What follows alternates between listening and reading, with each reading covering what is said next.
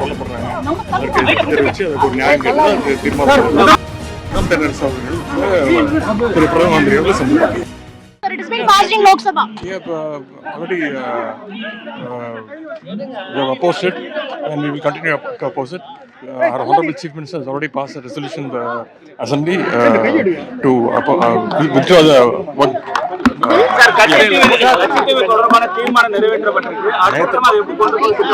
முதலமைச்சர் அறிவிப்பாங்க. நேற்று தீர்மானம் நிறைவேற்றப்பட்டிருக்கு. தொடர்ந்து மீனவர்கள் கொல்லப்படுறாங்க.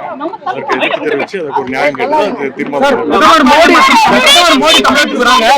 தமிழகத்திற்கு கொடுக்க வேண்டிய நிதி தொடர்பாக பிரதமர் சந்திக்க நேரம் கேட்கப்பட்டதா அவர் சந்திக்க வாய்ப்பு தான் இல்ல, முதலமைச்சர் வேற ஒரு அலுவல் காலமாக ஊருக்கு போறாங்க. நிதி அமைச்சர் திரு தங்கம் தென்னரசு அவர்கள் திரு பிரதம மந்திரி அவர்கள் சந்திப்பாங்க.